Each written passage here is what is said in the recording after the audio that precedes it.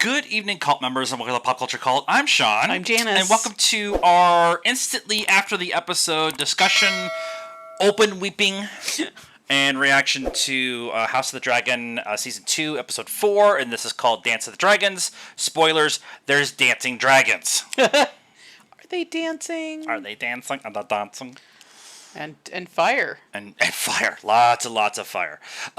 This is the culmination, from my point of view, of everything they've set up in the first season and the first 3 episodes this season. We've been hinting at this idea that we don't want a war. We don't want a war.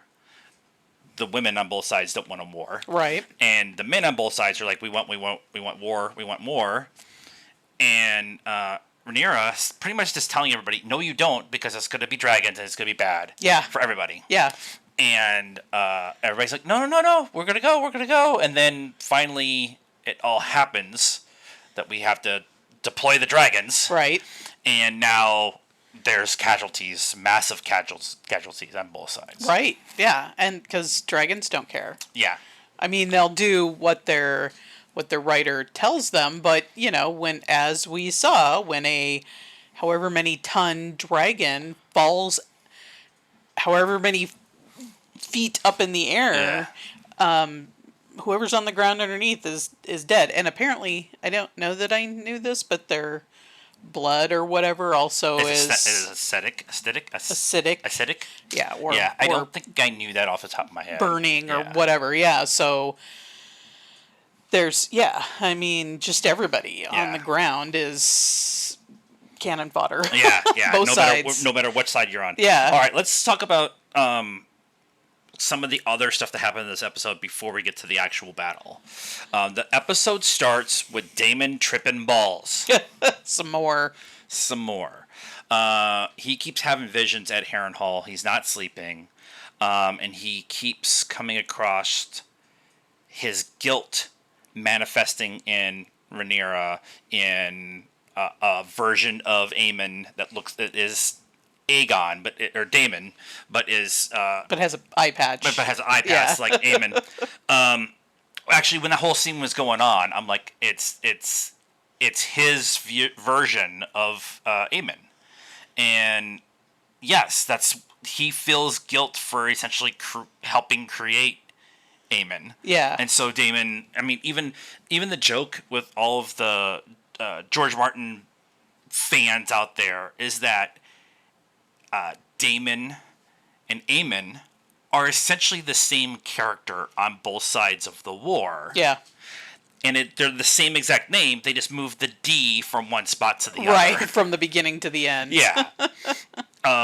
But his whole going into the room at Harrenhal with the Iron Throne and looking at the thing that has been taken from him, that he still holds a grudge that he wasn't named heir, and Rhaenyra was.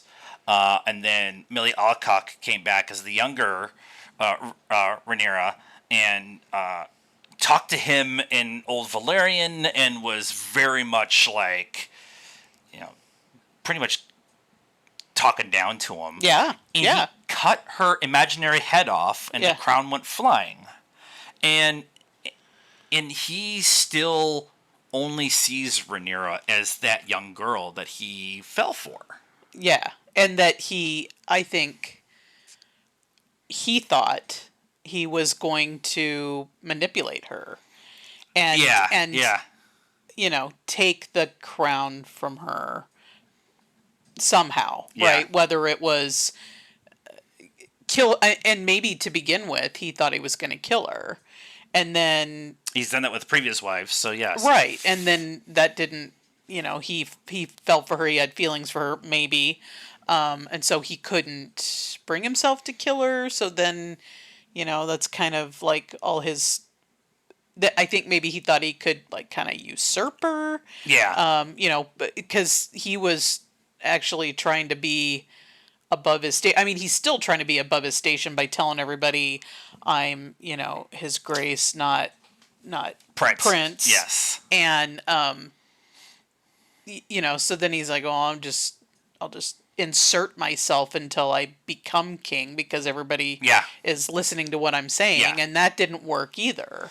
So now he's like, "Fine, I'll take my toys and go someplace else," but that hasn't worked out either. And I like that the small council for Rhaenyra, talked about Daemon going to Harrenhal to raise an army, and Daemon's been just tripping balls. Like he hasn't really done anything. Yeah, no, Even but everybody thinks he is. Like both sides, Right. all think he's there Right. to raise this army, except for Laris, who knows that the castle There's nothing there, yeah. is in shambles.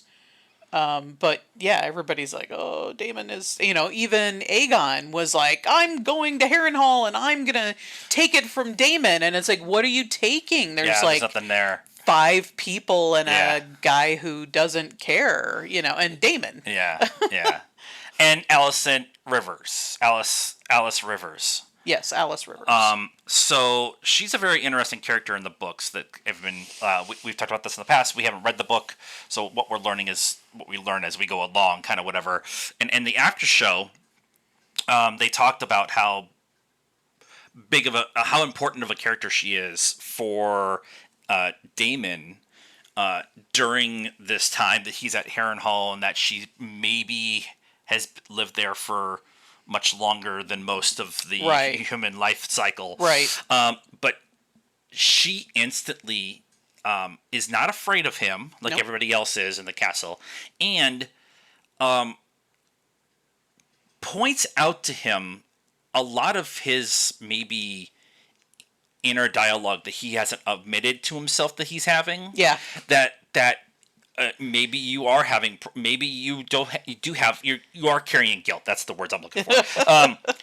You are carrying this guilt. Maybe you didn't get the thing that you wanted. Now you're trying to lash out to people that you care about. Like Yeah. she Yeah. was like just, and then she gave him some kind of potion and he drank it, and then he's all of a sudden in the meeting hall with the blackened Yeah, now he's young really tripping. and he saw Bela and his mother, whose name I didn't look up off the top of my. He was seeing visions of her Yeah. as the his wife that yeah the dragon. yeah, but burned. but like Alice is good. Alice Rivers is going to be the one who maybe brings Daemon back. Like we said, we haven't read the books. I have an idea what kind of happens with Daemon as we go forward, from like little tidbits and things that I've heard. Most people have been pretty good about not spoiling the book, or at least saying, "Hey, we're going to talk about the book stuff now." And Yeah. they have definitely Yeah. done a really good job of the HBO stuff has done a really good job of hinting at some of the things that happen in the book, but not maybe necessarily following it to the word, because in universe it's not even a right story. It's an interpretation of different stories put together of the Song of Ice and Fire. Right. So it's some of it may be accurate or not, or sort of kind of accurate. So yeah. But having her there to be the one to kind of maybe bring Daemon back to do what he needs to do, which is build an army for the Blacks, especially now after what happened at Rook's Rest, Right. and what Cole has been doing. Right. And like that now is that time maybe that it's time for him to kind of either just come to terms with what his station is going to be in life and love Rhaenyra, which I think he does still love her, but it's either that or Leroy Jenkins into the battle and take out as much as you can from the Greens and cause damage, and that's your way of dealing with it. Yeah. It's instead of running away from it, you're just running away to help the Blacks, which is what you actually do ultimately care about. Yeah. Yeah. I don't know if he's so into himself, right, that I don't know if he's willing to make that kind of sacrifice, but we'll see. I feel like I think that his final play is that sacrifice. He's gonna screw everything up I think he along the needs. way. I think he needs to get. I don't think he's anywhere near there. No. He's gonna do a lot more bad things, especially what we saw with the trailer for next week. Yeah. He's gonna do a lot more bad things, and then in his final, like, oh, I've done wrong, and my wrong is I've put myself in a position where I can't do anything about it, and I'm just gonna take out as many people as I can.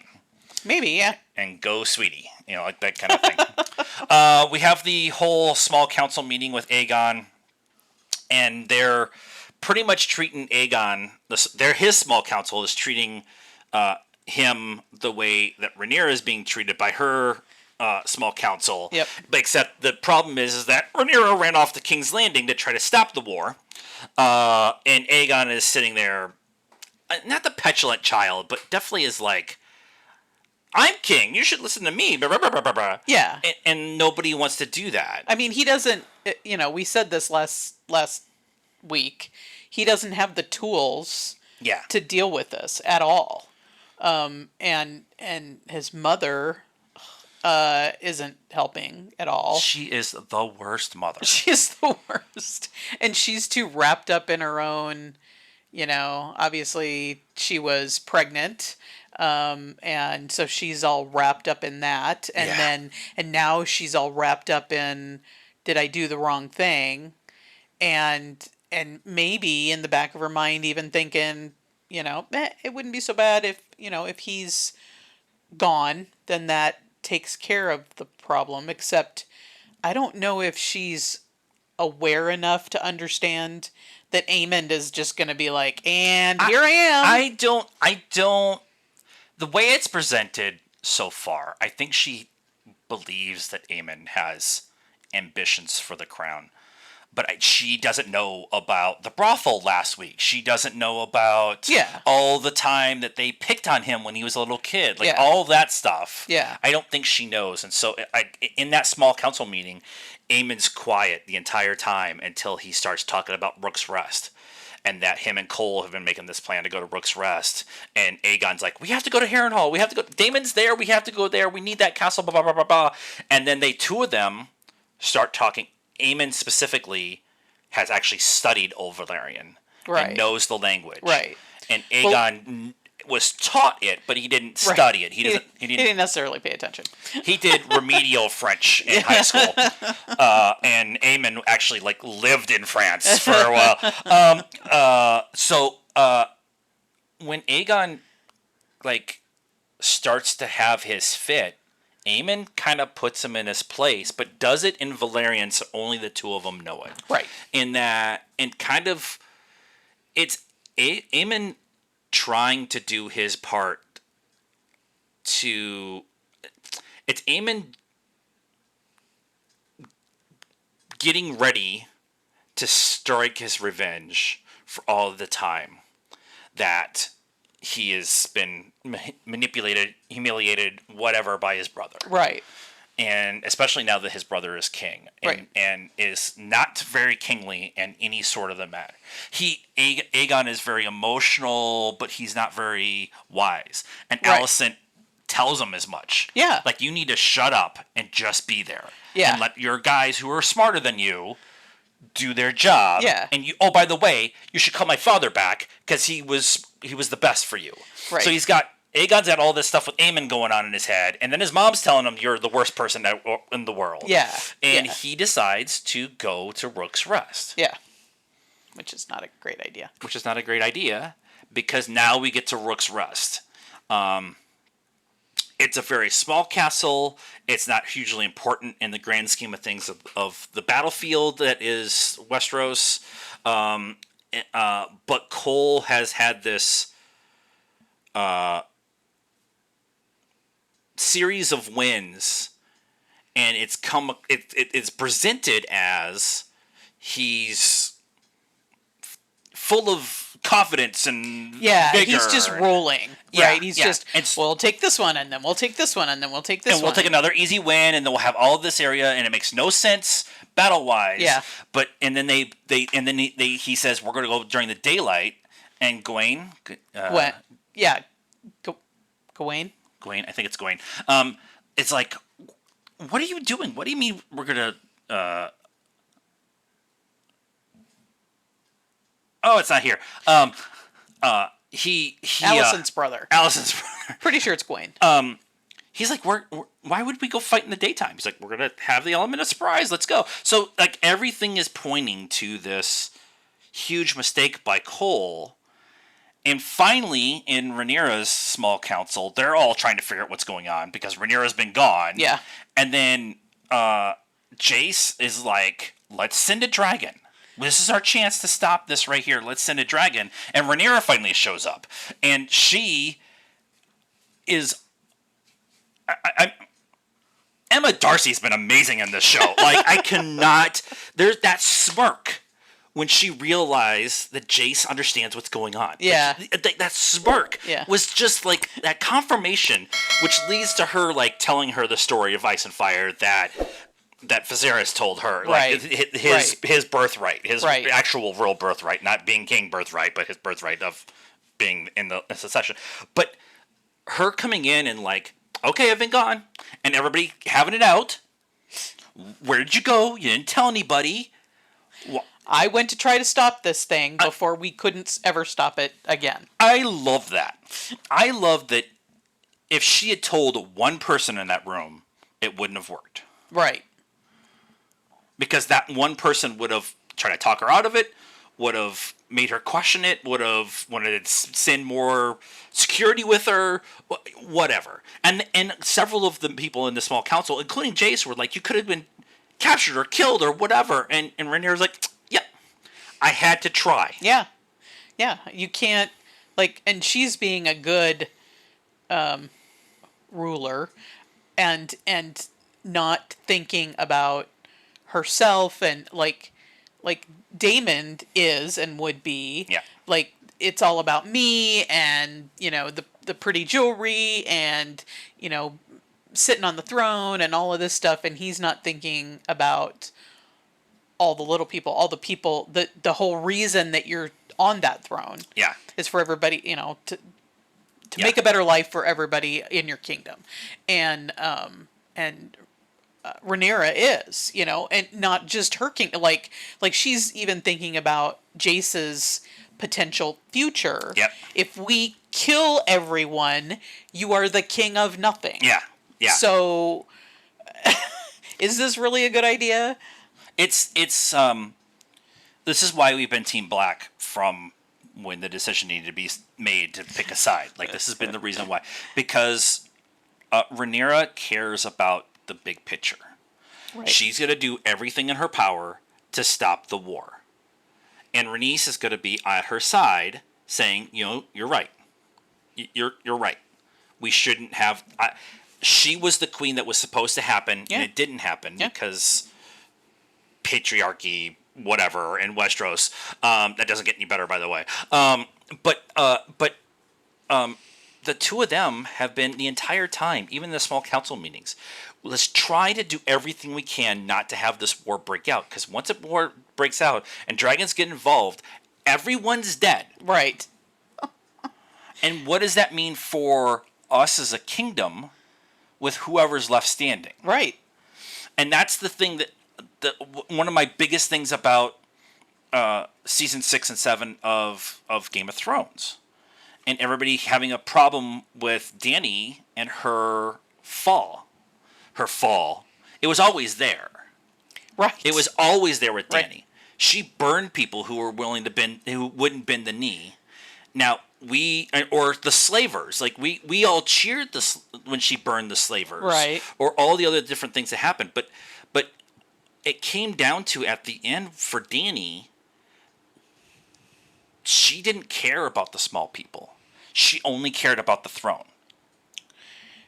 Right. Even when the city was the King's Landing was won. It was won. They were ringing the bells. And she decided to burn the city anyways, and set the Unsullied on their course to go do their thing. So, and then she doesn't celebrate until she's in the room with the Iron Throne. Yeah. She had no concept of the little people, even though she kept saying she was for the little people. Rhaenyra is only worried about the little people. Right. And she feels like her fight for her rightful crown is justified to protect the little people. Yeah. And I just love that that's the dichotomy between this version of the show, and now it's a prequel and whatever. Right. But this is the dichotomy between this version of the show and the previous version of the show. Right. Is that we have a person who is going to go into the fight worried about everybody else but herself, because she even said, I'm going to go to Rook's Rest. And everybody in the room's like, no, you can't go. Everyone in the room. And so they sent Rhaenys. Now, ultimately, Rook's Cole, Kristen, Cole, set a trap for whatever dragon rider showed up. Right. It happened to be Rhaenys. And then Aegon got there, and Aemon was presented with this opportunity to eliminate 2 pieces off the board of his board, right, to become crown. And he takes the opportunity to, when Aegon and Rhaenys are in full fight, to Aemon takes the chance to step in and just to curse everybody. Yeah. You know? And that whole fight is amazing. Like, just how far we've come in this show on HBO. Like, we don't have the budget for proper storytelling in the first season, but yeah, well, in Game of Thrones, the first season, and this time we're like 4 episodes into the second season. Here's 4 dragons, or 3 dragons on the fighting in the air. It's so awesome. Aegon, not Sea Smoke. I don't remember what his. I don't remember all the dragon names. Sky Dancer. Something. Get knocked out of the sky, and they crash in the tree line. Cole goes after them. Aemon and Rhaegar. I think that's Rhaegar that he's riding. Crash land in the middle of the battlefield, like you were saying earlier, taking everybody out, no matter who's on what side. Yep. And then Rhaenys goes on this victory lap to make sure. She's looking at the battlefield, and I'm like, where'd you go? There's a dragon twice the size of your dragon around, and she finally looks up. I'm like, okay, she's at least thinking about it for a second. And then she flies. Too late. And then she flies towards Rook's Rest, the castle, and gets sideswiped, and her dragon head gets essentially bit off. Essentially, yeah. And she just, I love her face. Eve Best, who played Rhaenys. Yep. She had quickly become her favorite and one of my favorites. I have to look because I don't remember. She used to be in something. Actually, click on her name real quick. She used to be in something that I loved her in. Well, you gotta go. Yeah. It's like. Keep talking. Oh. Yeah. She's Nurse Jackie's British. I think she's a lawyer friend. She might have been in some stuff before that, but anyway, I've always loved her because she's just cocky and sassy and right. and good looking and all of that. But I really loved her in this, and as soon as she got on the dragon, I was like, they better not kill her. I knew. I mean, I said to her, it's Game of Thrones. Nobody's really safe. Yeah, I know. Like, nobody ultimately is safe. No. Except for Tyrion Lannister, who was put in peril many times, but he always seemed to find a way to living. Because he drinks and he knows things. But losing her voice, losing the dragon is a big deal. Yeah. For the Blacks. But they both lost one. They both lost one. And Aegon might be dead. May not be dead. Yeah, because they Alicent says, is he dead? And they show him They in show him. bed. They show him getting something, getting medicine or whatever. Yeah, But yeah. but the for Rhaenyra to lose that voice in the small council, Rhaenys has been the voice of reason, the voice of calm. She's the other voice in the room who's essentially been through the training to be the royalty, to be the crown. Right. And so all of everybody else in her on their council has been not wrong, although the one guy has to be put in his place every once in a while, Right. Because he's a jerk. He's just a jerk. He's not wrong. It's just the way he's saying it, like multiple times. They're like, "Mind your tone." Yeah. Is what they tell him. Yeah. Not that he was saying anything was wrong. Right, but he's arguing with his queen. Right. So right. And that's a good council. Like I want a council who isn't going to be afraid to go, actually, Your Majesty, yeah. here's XYZ. Yeah. And give them all the information. And Rhaenyra is good enough to take that information ultimately, and she does send the dragon, and everything happens. Right. But I think that because one of the guys, not that guy, but another guy on the council was concerned because this was his land. So that was the maester, or not the maester, the guy that went with Rhaenyra. No, but I thought there was somebody else actually on the council. He is on the council. He's the one who went with her to King's Landing. Okay, I didn't think that was the same person. Yeah. I didn't either until they mentioned that they're on the council and that why would they go after Rook's Rest or whatever.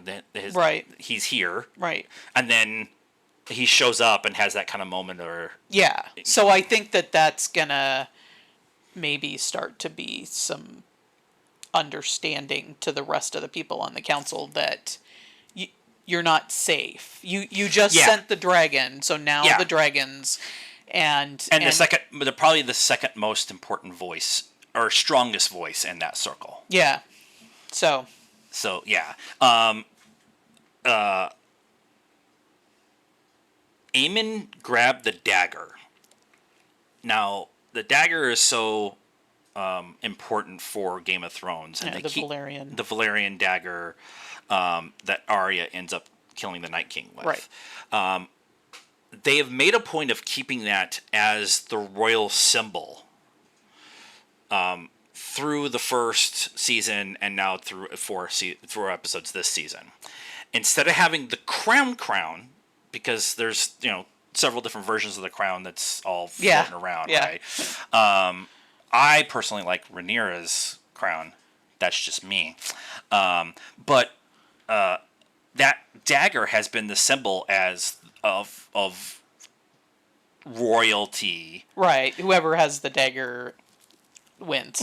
Right. And now Aemon has got it. Right. I like this that Cole kind of has that comes up on him.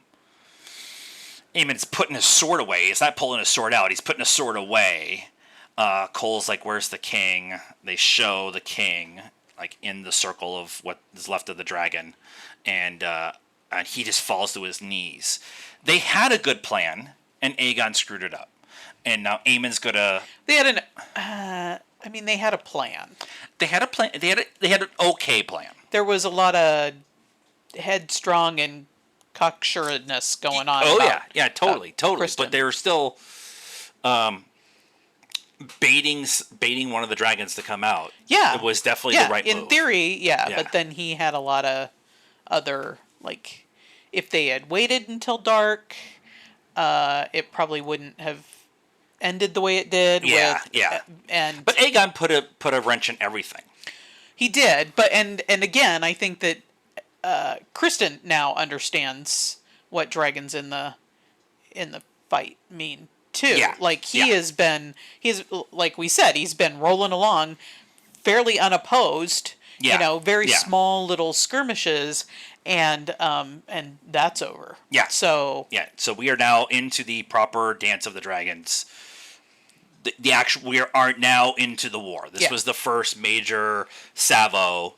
All the other everything else that Cole has been doing, and the Greens have been just little skirmishes. This is the actual proper fight. Right. We're not counting the Blackens and the Burnsides or whatever from in the battle the battle of the Burning Mill. Like that's they're having their own thing over there. A couple little things that we haven't talked about in the episode. Rhaenys meeting Corlys's savior, who happens to be his son, right? And her telling him she knows who he is. And that she didn't seem upset about it either. Yeah. Corlys, after that, shows up to the small council meeting for the Blacks as a backup for Rhaenys, not to be there to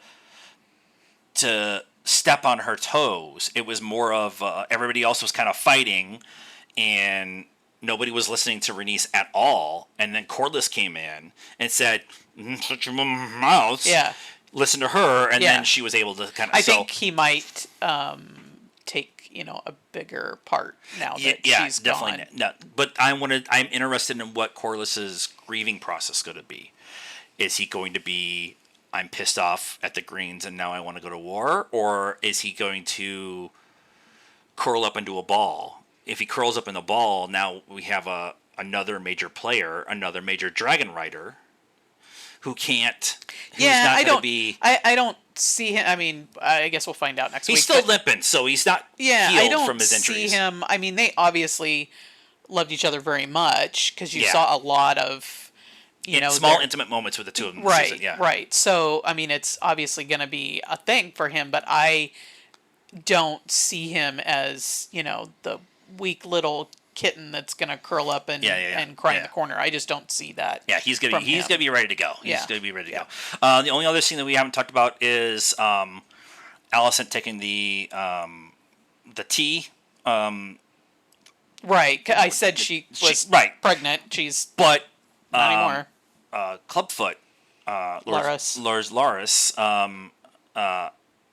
coming to talk to her about not being at the small council meeting, stumbling across the tea thing, him kind of like she was making it sound like I had too much to eat and I was having a bad stomach day, right? And he's like, sometimes there's nothing wrong with quenching our appetite sometimes. So he knows, but he doesn't really care, he's presenting it like he doesn't care. He's the Lord of Whispers, so Yeah, this is his job. This is his job, know everything. But her asking him, or him kind of questioning her about why she's looking into all of this stuff, because all of the books are out to see if she actually heard what she thinks she heard, or the actual trying to figure out what Rhaenyra actually knows, and him kind of just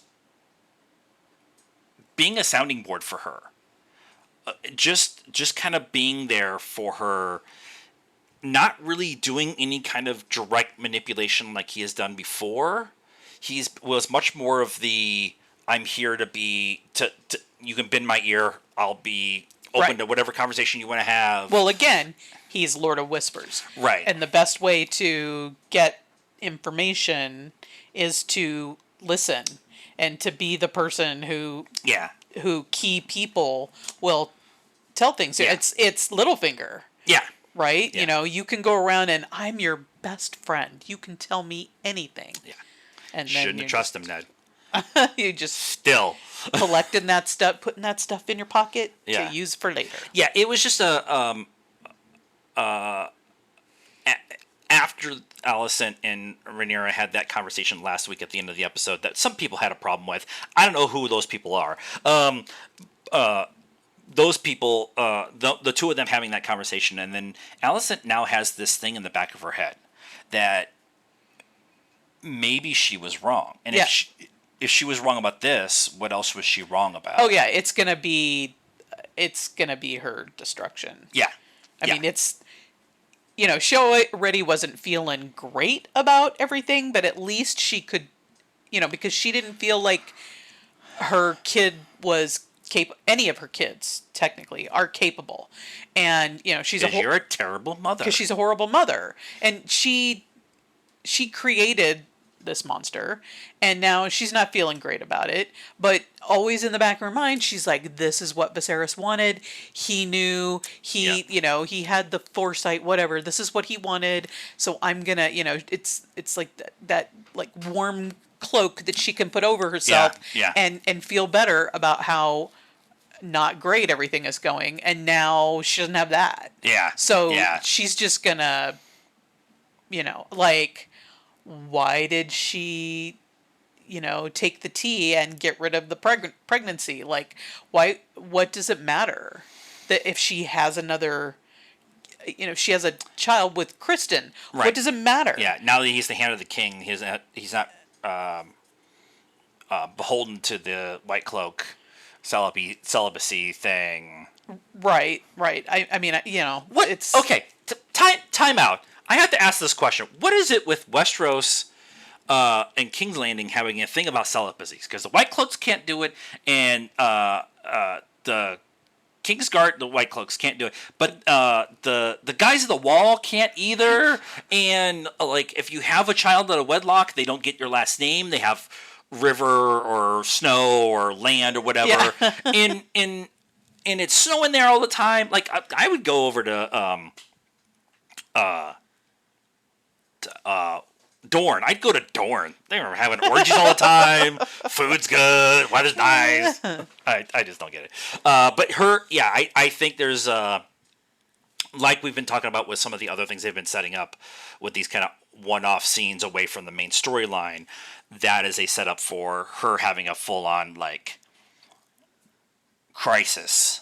I was going to say crisis of faith, but she doesn't believe in her faith ultimately. But her, like, she's going to have this moment of like crisis. Yeah. And what that means and what that's going to lead to, especially now that Aegon might be dead after she told him that you were being a puss. Right. So yeah. So I just find that very interesting. So anything else? I think that was everything for the episode. And we'll go pour one out for Rhaenys and sad face. Let us know what you thought of our episode in the comments down below. If you're on the YouTube channel, if you're on the Spotify channel, please give us a follow. It costs you nothing. Just like on YouTube, subscribe to the channel. It costs you nothing. It's a free button click. Like the video, and then follow us on all the social media stuff: Facebook, Instagram, Twitter, and TikTok. Links in the description down below. And until next time, cult members, good afternoon, good evening, and good night now.